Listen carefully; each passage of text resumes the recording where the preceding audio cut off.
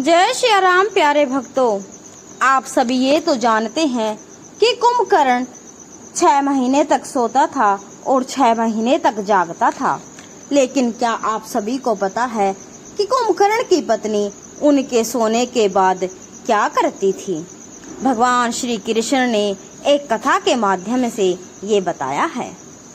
एक बार की बात है, देवी सत्यभामा भगवान श्री कृष्ण से पूछती है, हे भगवान, कुंभकर्ण के सोने के बाद उसकी पत्नी क्या करती थी और कुंभकर्ण के मरने के बाद उसकी पत्नी का क्या हुआ? तो भगवान श्री कृष्ण बताते हैं, हे देवी सत्यभामा, आपने बहुत अच्छा प्रश्न किया है जो समस्त मनुष्य जाति के कल्याण के लिए बहुत महत्वपूर्ण है। मैं तुमको तुम्हारे प्रश्नों का उत्तर जरूर दूंगा, लेकिन इन प्रश्नों का उत्तर एक छोटी सी कथा के माध्यम से बताता हूँ। कृपया इसे ध्यान से सुनो। रावण और उसका छोटा भाई कुंभकर्ण रामायण में मुख्य पात्र हैं। रावण के भाई कुंभकर्ण संसार के सबसे अजीब, बहुत ही बड़े शरीर वाले और बहुत ही डरावने रूप के खतरनाक और भयंकर राक्षस थे। कुंभकर्ण एक ही बार में अनेक गांवों का खाना खा जाता था, फिर भी उसका पेट नहीं भरता था। कुंभकर्ण के लिए अनेक गांवों से भोजन भी कम पड़ जाता था और अनेक गांवों से मंगाना पड़ता था। सैकड़ों गांव के खाना खाने के बाद भी कुंभकर्ण की भूख नहीं मिटती थी, तो वह प्रजा को ही खाना शुरू कर देता था। त्रिदेव ब्रह्मा, विष्णु, महेश भी कुंभकर्ण की इस खतरनाक शक्ति से चिंतित हो गए थे। लेकिन कुछ समय बाद जब कुंभकर्ण ने ब्रह्मा जी की तपस्या की तो वरदान मांगते समय माता सरस्वती जी ने कुंभकर्ण की जीभ पर बैठ गई थी और परिणाम ऐसा हुआ कि कुंभकर्ण ने इंद्रासन मांगने की जगह निंद्रासन मांग लिया था। तो फिर ब्रह्मा जी प्रसन्न हुए और तथास्तु बोलकर वरदान दे दिया ताकि समस्त सृष्टि की रक्षा सुरक्षा हो।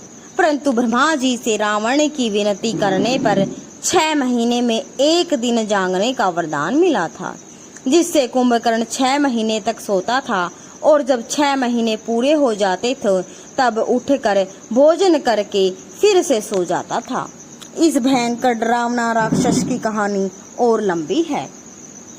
बहुत से धर्म ग्रंथों के अनुसार भगवान श्री विष्णु जी के दरबार में रावण और कुंभकर्ण दोनों भाई जय और विजय नाम के द्वारपाल थे। एक दिन सनातन और सनत कुमार नाम के 4 मुनि भगवान श्री विष्णु के दर्शन करने के लिए आए। तो यही रावण और कुंभकर्ण दोनों भाई जय और विजय उनकी हंसी उड़ाते हुए उन्हें बेतड़ाकर अपमान करके रोक दिया। इस वजह से मुनि क्रोधित हो गए थे और उन्होंने गुस्सा होकर बोला कि तुम्हारे कर्म तो राक्षसों जैसे हो, तुम अभी राक्षस बने जाओ। तो फिर जय और विजय को अपनी गलती का एहसास हुआ और उन्होंने मुनियों से क्षमा मांगी।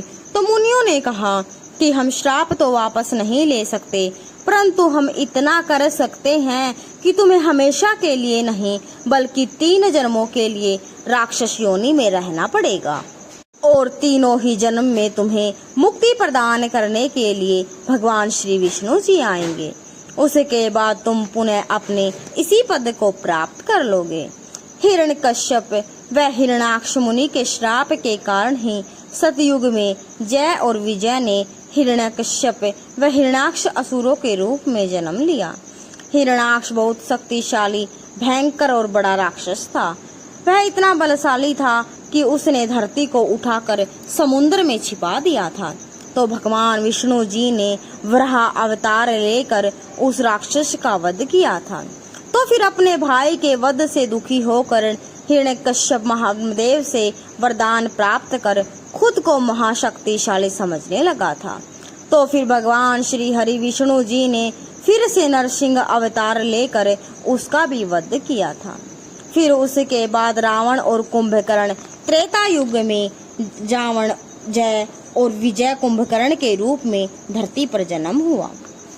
रावण जहाँ बहुत अहंकारी था, वहीं कुंभकर्ण हर बात में अपने भाई का साथ देता था।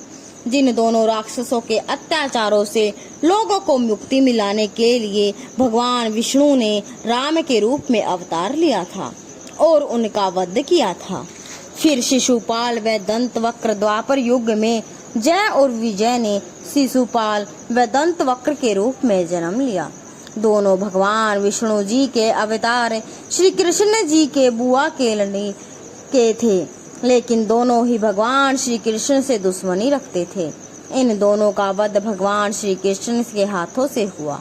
रामायण के अनुसार रावण ने दैत्यपति विरोचन की दोहित्र वज्रज्वाला से अपने भाई कुंभकर्ण का विवाह करवाया था। वज्रज्वाला महाबली बाली की बेटी थी और बाली विरोचन का बेटा था। वामन अवतार में भगवान विष्णु जी ने बाली से जब 3 बग भूमि मांगी थी तो उस समय वज्रज्वाला वहीं पर थी। वज्रज्वाला अपने पति कुंभकर्ण के साथ रावण की प्रयोगशाला में तरह तरह के अस्त्र शस्त्र और यंत्र बनाती थी। कुंभकर्ण की दूसरी पत्नी का नाम करकटी था। करकटी एक राक्षसी थी और श्याद्री की राजकुमारी थी। इसके अलावा कुंभकर्ण आपू के मदोहरे नामक राजा की पुत्री तड़ितमाला से भी कुंभकर्ण का विवाह हुआ था। कुंभकर्ण को सभी वेदों और धर्म अधर्म का संपूर्ण ज्ञान था और उसे भूत और भविष्य का भी पूरा ज्ञान था। भले ही वह राक्षस प्रजाति से था, परंतु वह एक महान योद्धा था। देवराज इंद्र से युद्ध के समय उसने रावत हाथी के दांत को तोड़कर उससे इंद्र पर प्रहार कर दिया था। कुंभकर्ण की पत्नी वज्रज्वाला से कुंभकर्ण के 2 बेटे हुए थे। इन 2 बेटों का नाम था कुंभ और निकुंभ। यह दोनों ही भगवान राम और वानर सेना के खिलाफ युद्ध में लड़े थे और वीर गति को प्राप्त हुए थे।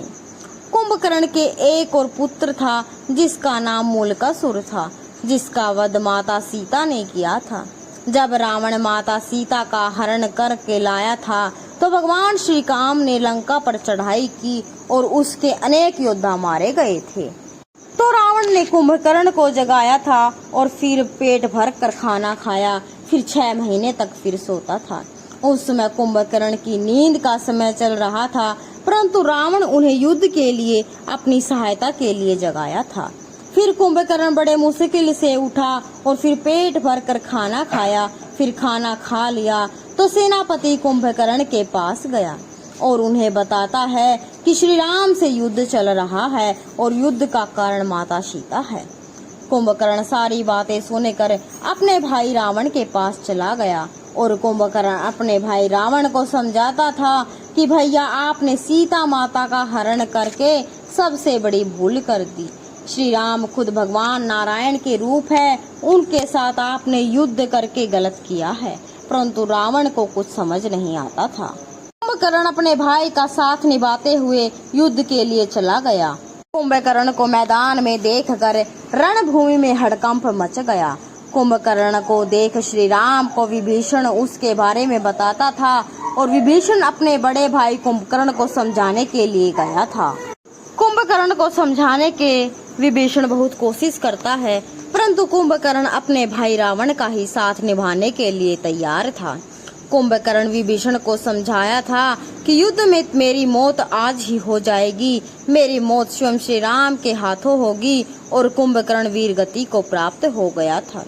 कुंभकर्ण के मरने के बाद रावण बहुत ही दुखी हो गया, क्योंकि उसने अपना महाबलशाली भाई खो दिया था। परंतु रावण से भी ज्यादा दुखी कुंभकर्ण की पत्नियां तड़ितमाला वज्रमाला थी, परंतु उसकी यह दोनों ही पत्नियां युद्ध में मारी गई थीं।